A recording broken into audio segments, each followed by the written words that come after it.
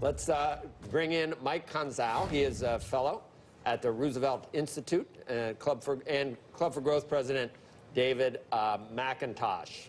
All right, I'm going to start with you, Mike. I was looking up some figures right now about taxing the wealthy.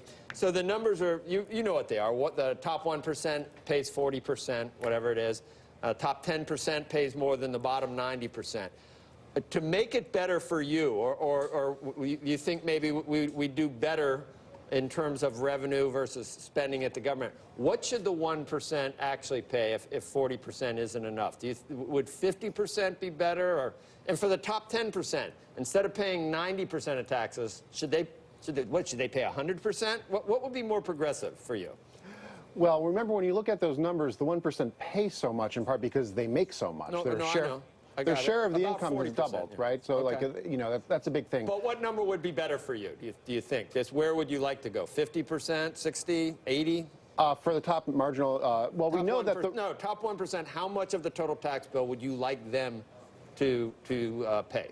Well, the Laffer curve will probably hit its peak around 80%, so we shouldn't be above that. But we could go back to the Eisenhower rates of, say, 70% and have a very productive economy that worked very well for all Americans. Now, it's important to distinguish between income taxes and wealth taxes, which right now, we do tax wealth in certain kinds of ways. For instance, home prices and home taxes. And there it's a very different story, where middle-class people generally pay twice as much on their wealth than the very wealthy, because the very wealthy hide their money in, overseas, or it's in forms of wealth that isn't taxed very highly. Right, so I think looking there would be a more equitable way to We were talking individual taxes there. Let's talk corporate taxes, because you also didn't like the tax reform law there that you said was rushed, I think, even though I think Obama talked about cutting corporate taxes for 8 years, just never got to. I'm not sure how much of a rush it was, but do you have a problem with U.S. corporations just having a more competitive tax rate than global corporations? And I hope you're not just going to tell me that their effective tax rate was much lower, because they did pay more, and you would like assets to come here, not be left offshore. You'd like to be able to be competitive globally, right? Or am I wrong on that? You'd like to go back to where we were? I think the way that President Obama and many other people, not just on the left, looked at, say, about a 23 to 25% corporate tax rate, which is much lower than it was before, but that was deficit neutral and largely got rid of loopholes. But that's not what you were saying, Matt. You're not talking about deficit neutral. You're talking about just, it's a gift to the wealthy, cutting corporations' taxes when... No, you're not saying that you wanted it deficit neutral. Your point was you didn't want to cut taxes on corporations at all, or did you?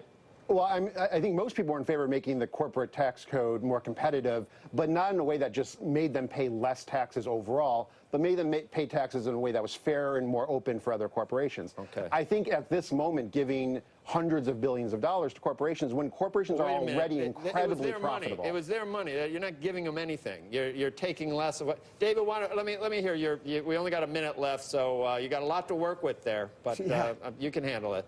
Look, the lower tax rates have been beneficial for everybody, particularly the middle-class Americans.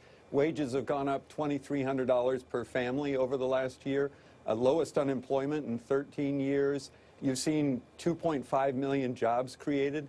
When you have lower taxes, everybody benefits. And same thing on the wealth tax. The whole vicious cycle that you guys mentioned was going to happen in New York, and I think you're right, on the property taxes, will happen on income if we go to 70, 80%. You'll see fewer people working or investing their money because they don't get the reward for it.